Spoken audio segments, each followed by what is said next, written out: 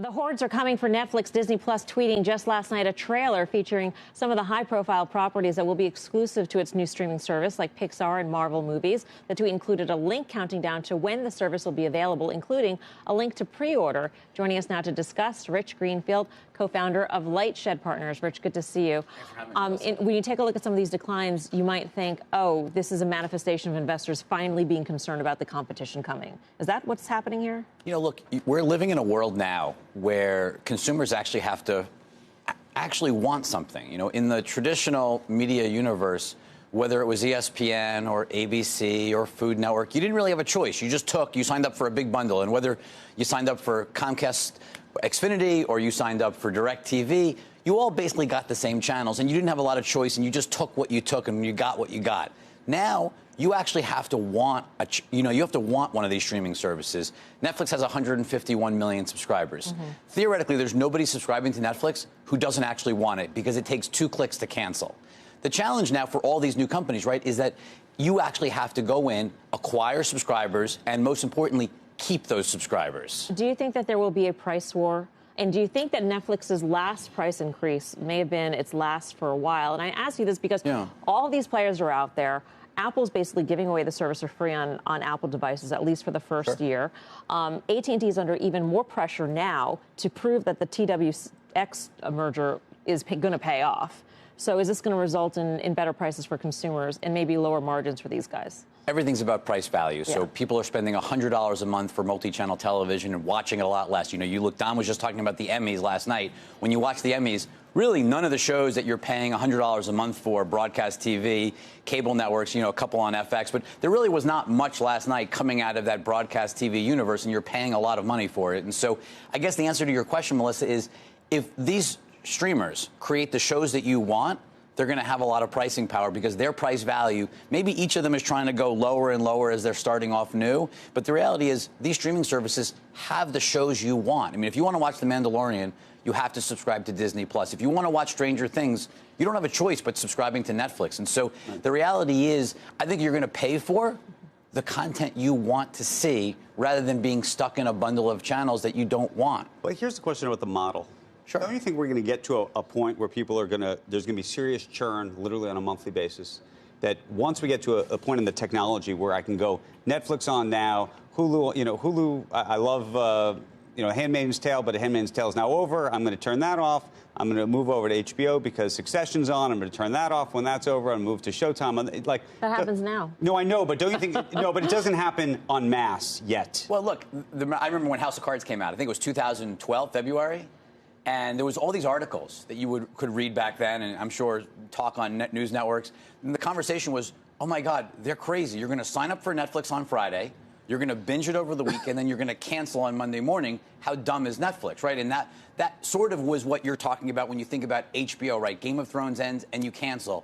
The reality is this is why you need to create lots of content, and you need to create content not just for the 5 of us sitting here. You need to create content for our kids, for our spouses, for our, you need to create content for the entire family to keep somebody subscribing every single day. And I think that's what's going to make the battle for content so big. Where does Roku fit in this?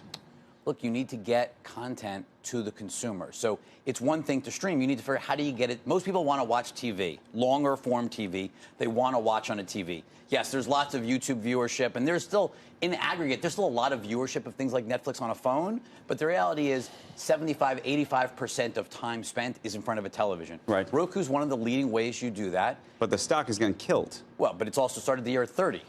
How many stocks? I bet out of every media company, Roku's probably the best performing media company year to date. Hands down. Yeah. So, yeah, it's down a lot, but it's had a huge run. If I would have told you 2 years ago on this show that Apple TV Plus is going to have an app on Roku, you probably would have told me to have my head examined. Like, you never would have assumed Apple would be on a Roku. And here we are, a few weeks from now, Apple TV Plus is going to launch, and they're going to have an app on a Roku device. Comcast had a better year than Roku. What? Really? Yeah. Or at least you said which media stock is. How much is Comcast up this year? Well, I'm just saying, it may, why is Roku up? How much? Roku's gone from 30 to 110. Okay, no, not like that. Yeah. But it's been a good. But it's been a good. Comcast had a great run. And look, Comcast is and if you look, up I actually think one of the most interesting things Comcast has done is this Comcast Flex. Like the market is not focusing enough on what Brian did last week in announcing that Flex is now free because he wants to compete with Roku. I mean, I think Brian's and Comcast is tired of people walking into Best Buy and getting a Roku.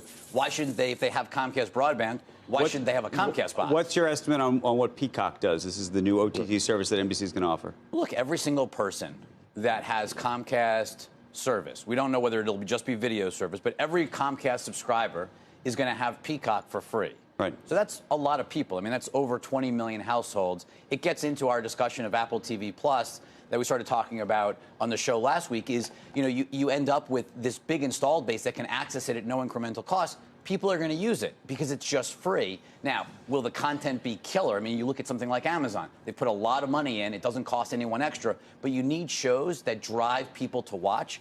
I think Fleabag's awesome, but I still think that those are like small shows relative to the size of things like Game of Thrones on HBO or Stranger Things on Netflix. Amazon hasn't had its massive breakout hit yet, and I think that's the same thing that NBC will be looking for is can they make breakout hits for Peacock? I want to ask you about Twitter. New York Times reporting Bob Iger's comments about acquiring Twitter. You had believed that Disney should have acquired Twitter. He said all the nastiness, the vitriol, that would make it a tough acquisition. Was that ultimately the right move? I mean, seeing where Disney is now. Look where Twitter is now. Twitter's had a bigger run than Disney since that day. Like, since he said no, Twitter's has dramatically outperformed Disney. Now, look, I understand why Disney said no. I mean, Twitter is not an easy company to get your arms around. Obviously, everything that's happened in social media over the last couple of years, regulatory-wise. But if you think about just talking about sports for a second, I think to most people, Twitter is SportsCenter in 2019. Like, it's where you go to get the pulse of sports. ESPN could have owned that. Disney could have owned that. Think about news and entertainment. Twitter would have been a great acquisition. I understand why Disney didn't do it, but I still think that's the type of platform. I mean, Disney doesn't have an app that you use every single day on your mobile phone. Even Disney Plus, we're not sure that that's actually going to be something you use every single day. This would have been an app that you opened up on everyone's home screen that certainly everyone sitting here would have used religiously every day. That would have been a really powerful asset for Disney. But I understand the difficulty of buying something that's sort of outside of not only just your core competencies, but the brand risk to the Disney brand. Right. Rich, we're going to leave it there. Thank you. Good to see you. Rich Greenfield, LightShed Partners.